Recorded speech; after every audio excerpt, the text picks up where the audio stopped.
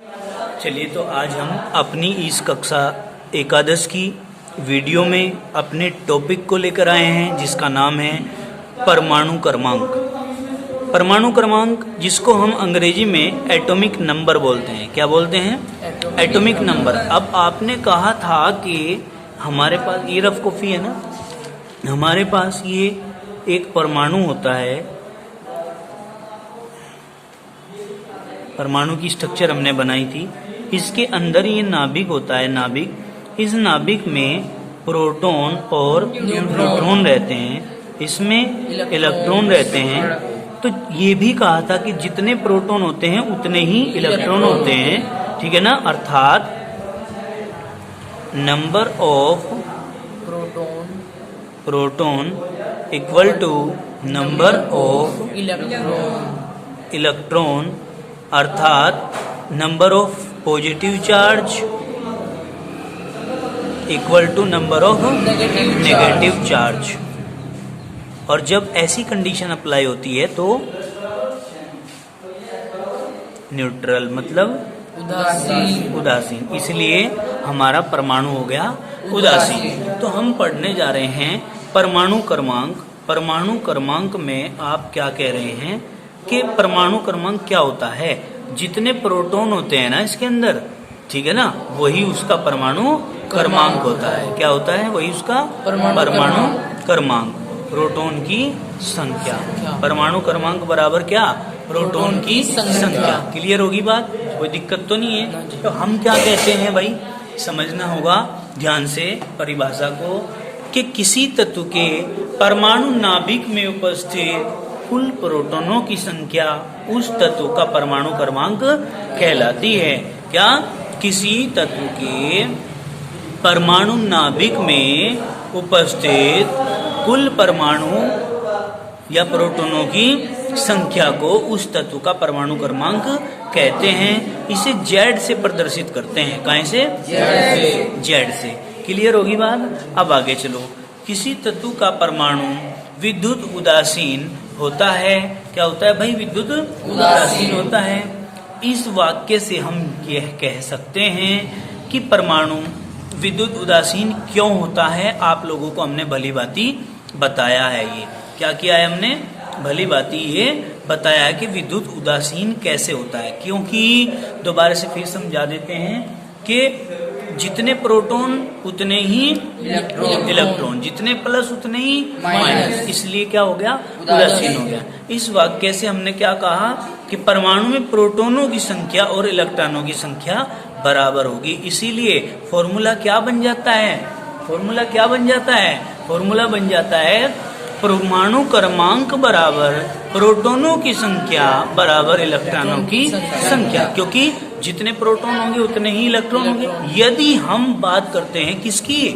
उदासीन परमाणु की। ये कंडीशन है। ये फॉर्मूला कहाँ अप्लाई होगा? ये वाला, ये वहां अप्लाई होगा यदि परमाणु कैसा है? उदासीन है। ठीक है बेटे, यदि परमाणु उदासीन है तब हम कह सकते हैं ये फॉर्मूला। ठीक है। अब देखो, जेड से इसको प्रदर्शित करते हैं। जेड से कर लीजिए, या प्रोटॉन के लिए पी से कर लीजिए, या 1H1 से कर लीजिए। ठीक है। प्रोटॉनों की संख्या बराबर इलेक्ट्रॉनों की संख्या। In case of atom, if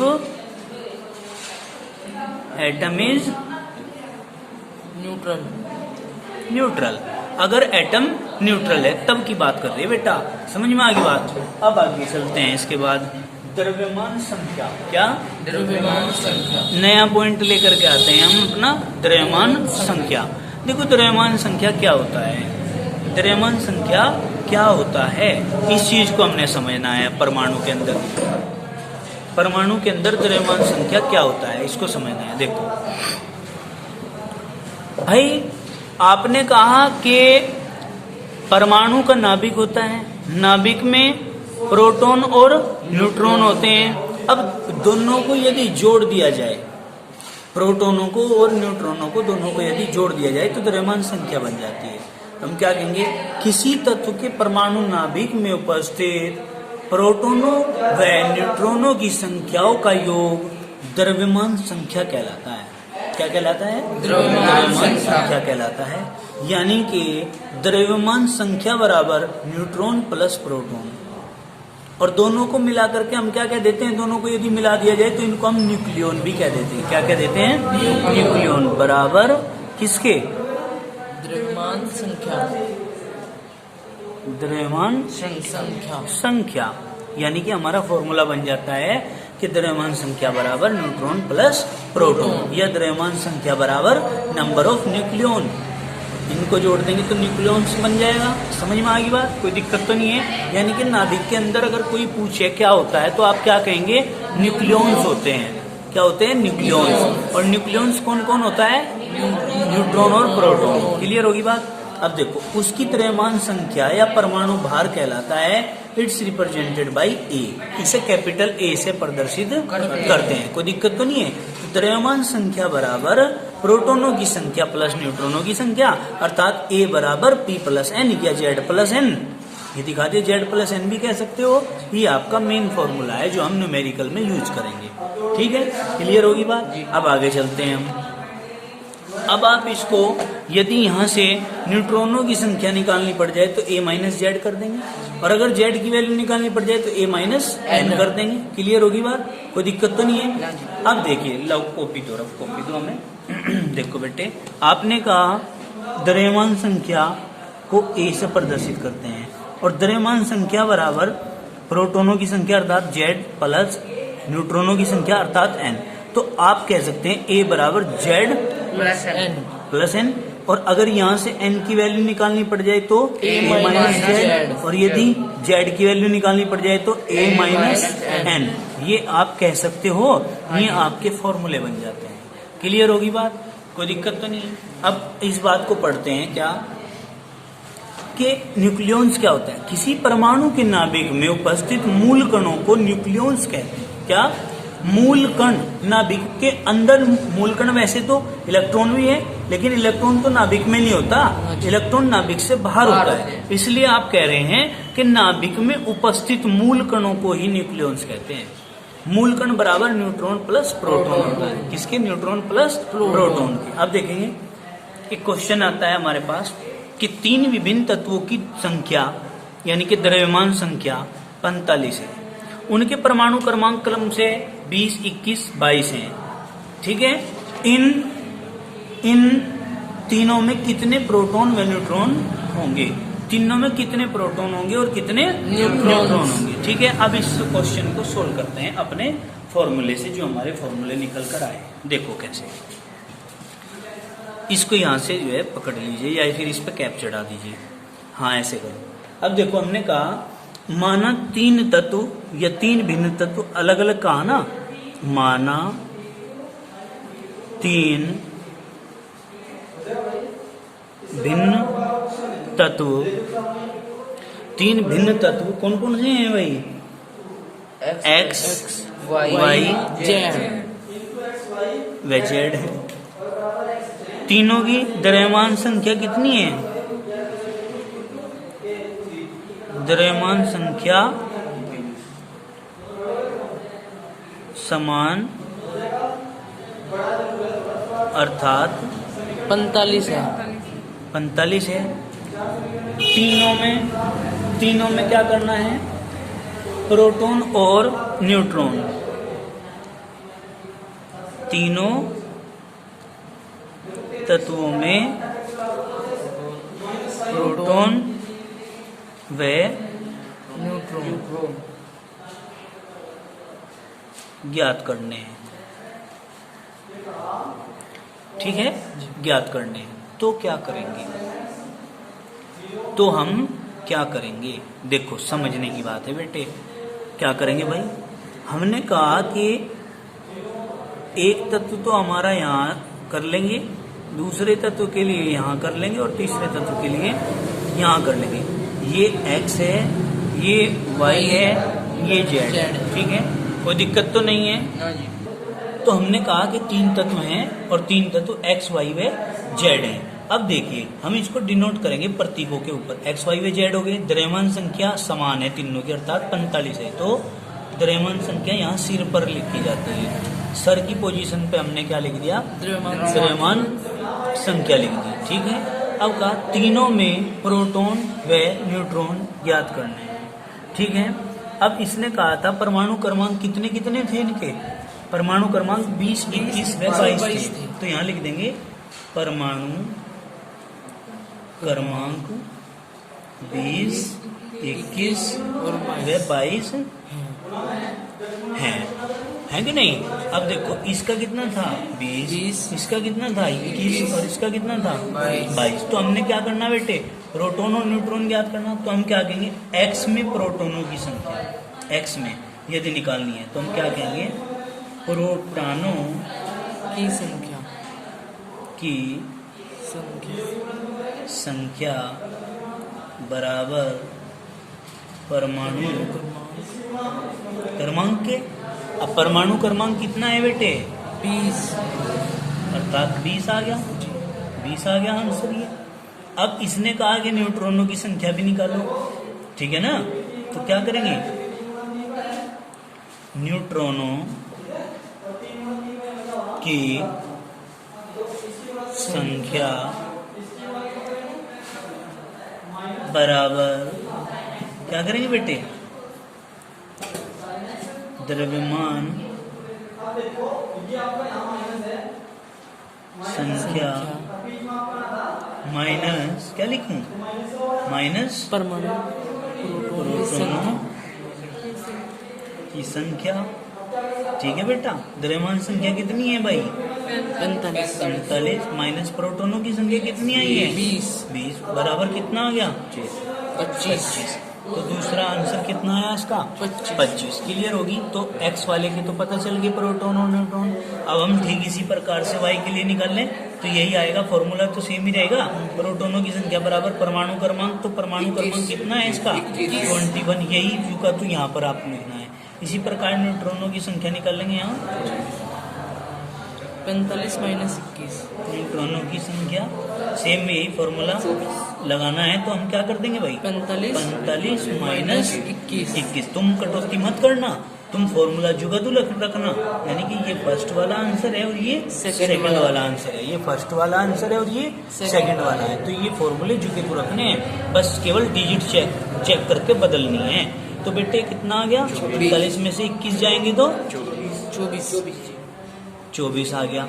अब ठीक इसी प्रकार हम थर्ड के लिए करते हैं। तो इसमें हमें क्या करना है, वही फॉर्मूला लगाना है फर्स्ट वाला अपना। यहाँ क्या करेंगे, प्रोटॉनों की संख्या बराबर परमाणु क्रमांक है 22, ठीक है। अब दूसरा सेकंड आता है निकल कर हमारे पास, न्यूट्रॉनों की संख्या बराबर द्रव्यमान संख्या माइनस प्रोटॉनों की संख्या, तो यानी कि 45 माइनस 22 बराबर कितना आ गया 23।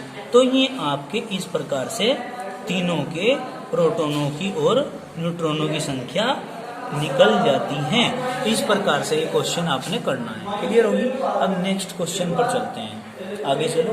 नेक्स्ट क्वेश्चन हमारा क्या है, नेक्स्ट क्वेश्चन है कि यदि समान द्रव्यमान वाले दो तत्व हैं, क्वेश्चन है हमारा, बोलिए बेटा, मैं बोलता हूँ, यदि समान द्रव्यमान वाले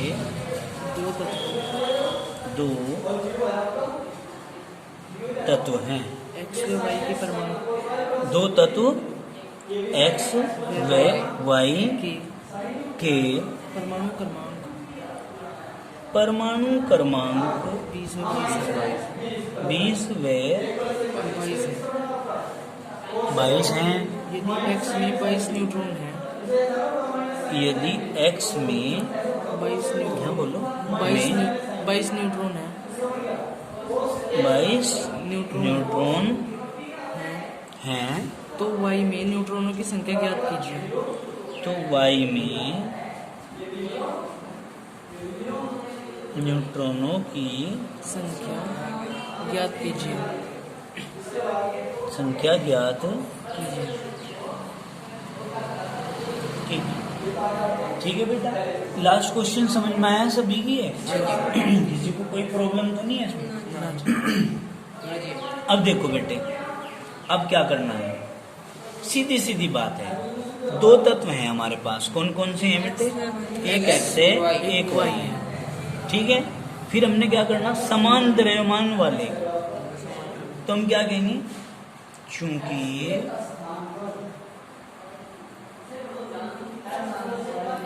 द्रव्यमान संख्या समान है। ठीक है, फिर इसने कहा कि x का परमाणु क्रमांक 20 है, तो हम यहाँ 20 लिख दें, और y का कितना है? y का 22 है। क्लियर? इसने कहा यदि x में 22 न्यूट्रॉन है, तो हम क्या कहेंगे, यहाँ पर क्या कहेंगे बेटे, x में न्यूट्रॉनों की संख्या बराबर 22। न्यूट्रॉनों की संख्या बराबर 22। तो बेटे क्या करेंगे, देखो x का परमाणु क्रमांक कितना? 20। न्यूट्रॉनों की संख्या 22 दे दी क्वेश्चन में, ये तो दे दिया क्वेश्चन में, लेकिन यहाँ हमें क्या दे रखा है, x में प्रोटॉनों की संख्या बराबर 20। अब हम क्या कर सकते हैं, यहाँ से द्रव्यमान संख्या निकाल सकें, तो हम क्या करेंगे, अतः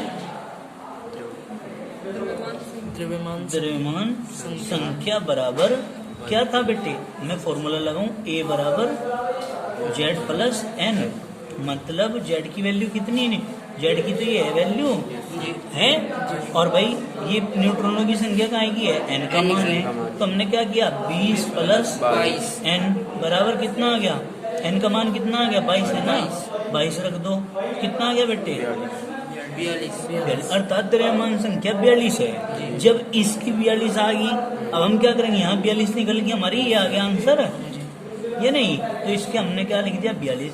अब जब इसकी 42 है, तो कहा द्रव्यमान संख्या समान है, तो इसकी भी 42 ही होगी, इसकी 42 नहीं होगी, कोई दिक्कत है? तो अब हम क्या करेंगे, अब कहा y में न्यूट्रॉनों की संख्या निकाली, हमारा आंसर यहाँ से निकलेगा। मतलब इसको निकालने के लिए ना, y में न्यूट्रॉनों की संख्या ज्ञात कीजिए, इस इतने के लिए ये हमें पूरा का पूरा प्रक्रिया से गुजरना पड़ा है। ठीक है, तो हम क्या करेंगे भाई, यहाँ y में न्यूट्रॉनों की संख्या, तो यहाँ लिखेंगे n बराबर a माइनस जेड, यहाँ लिख दो y में न्यूट्रॉनों की संख्या बराबर क्या करेंगे, n बराबर a माइनस जेड, a की वैल्यू कितनी बेटा, 42, माइनस जेड की वैल्यू कितनी है, 22, तो क्या करेंगे, 20 आ गया आंसर। बोलो जरा, इतनी बात समझ में आई, कोई दिक्कत तो नहीं है, समझ में नहीं आया ये क्वेश्चन, आया नहीं समझ में भाई? अब इसके बाद नेक्स्ट क्वेश्चन चलते हैं, क्या है बेटे, क्वेश्चन है हमारा, यदि Cl negative P Na positive के परमाणु क्रमांक इतने इतने इतने हैं, बोलो क्वेश्चन। यदि क्लोरीन माइनस Cl माइनस, यहाँ देखते रहिए, प्रोसेस चल रहा है, यदि Cl minus P comma P comma Na plus comma Na plus के परमाणु क्रमांक के परमाणु क्रमांक 11, 15 व 11 है, 11, 15 व 11 है बेटे, 17 होगा ये पहला, 17 होता है ना क्लोरीन का, 17, 15 और 11 है, 11 है, तो निम्न प्रत्येक के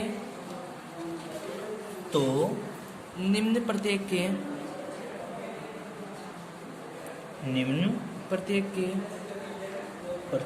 के इलेक्ट्रॉन, प्रोटॉन व न्यूट्रॉन की संख्या ज्ञात कीजिए। प्रोटॉन व न्यूट्रॉन की संख्या ज्ञात कीजिए। की संख्या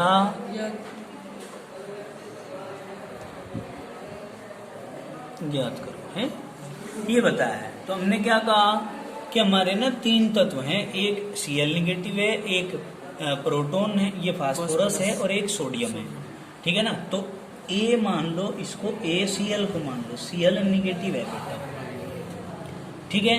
और इसका परमाणु क्रमांक कितना दे रखा है यहाँ, 17, प्रोसीड चल रहा। हाँ जी। परमाणु क्रमांक कितना है? 17। क्लियर। फिर क्या करेंगे हम? 5 मिनट। तो ये 17 आ गया। फिर इसने क्या कहा कि इसमें इलेक्ट्रॉन, प्रोटॉन और न्यूट्रॉन की संख्या बतानी। देखो आपको पता, सबसे पहले प्रोटॉनों की संख्या बराबर कितना? परमाणु क्रमांक। अब परमाणु क्रमांक है 17। तो एक आंसर तो निकल गया। अब बात आती है किसकी भाई? न्यूट्रॉन। न्यूट्रॉनों की संख्या की। इसकी द्रव्यमान संख्या भी तो दे रखी होंगी बेटे, द्रव्यमान संख्या भी दे रखी होंगी इसकी। Cl की जो होती है ना द्रव्यमान संख्या, वो 35 हो। कितनी हो? 35। ठीक है नहीं? अब देखो यहाँ ध्यान से, इसकी द्रव्यमान संख्या बराबर 35। तो कोई बात नहीं। अब हमने क्या करना है? पहले तो इलेक्ट्रॉन, ये प्रोटॉनों की तो निकल गई, इलेक्ट्रॉनों की निकाल लो। यहाँ इसमें लॉजिक है, इलेक्ट्रॉनों की संख्या, ये फर्स्ट था, ये सेकंड है पार्ट। इलेक्ट्रॉनों की संख्या बराबर क्या करेंगे हम? फॉर्मूला था हमारा प्रोटॉनों की संख्या, लेकिन ये उस कंडीशन में था जब उदासीन हो। लेकिन Cl पे तो माइनस चार्ज आ रहा, तो फिर तो उदासीन नहीं रहा। तो मतलब एक इलेक्ट्रॉन इसने ले रखा जब माइनस आ रहा है कि नहीं? एक इलेक्ट्रॉन ले रखा, तो हम क्या करेंगे? प्रोटॉनों की संख्या प्लस, माइनस है तो प्लस कर दो। क्या? ऋणावेशों की संख्या। अब प्रोटॉनों की संख्या कितनी बेटा? 17 प्लस ऋणावेश कितने? 1 बराबर कितना आ गया? 18। ये आ गया आंसर। हाँ, जो ले रखा है इसने, हमें ऋणावेश ज्ञात करने ना, ऋणावेश ज्ञात करने, तो हमने क्या करना है? तो हमने ऋणावेश ज्ञात करना है, तो हमने क्या कर दिया? जितने माइनस चार्ज थे उतना ही जोड़ दिया। क्लियर होगी बात? अब आगे चलते हैं। इसी प्रकार हमारा प्रोटॉनों, इसका फास्फोरस के लिए निकाल लेंगे। सेकंड बी वाला है हमारा फास्फोरस के लिए। फास्फोरस है भाई हमारा, इस पे तो कोई है ही नहीं। कहीं में न्यूट्रॉनों की नहीं निकाली, तो थर्ड पॉइंट निकालिए। थर्ड पॉइंट क्या है? थर्ड पॉइंट भी निकाल लो भाई अगर रहेगी तो। न्यूट्रॉनों की संख्या बराबर क्या? A minus Z. तो A की वैल्यू कितनी थी? 35 माइनस जेड की वैल्यू कितनी थी? 17 बराबर कितना आ जाएगा भाई? 18। तो 18 न्यूट्रॉन होंगे। ठीक, इसी प्रकार यहाँ जाओ जा, इसमें P में क्या है? P का बताओ मुझे, परमाणु क्रमांक कितना दे रखा? 15 क्वेश्चन में दिया हुआ। फिर हम क्या करेंगे? इसकी द्रव्यमान संख्या कितनी है? 30। द्रव्यमान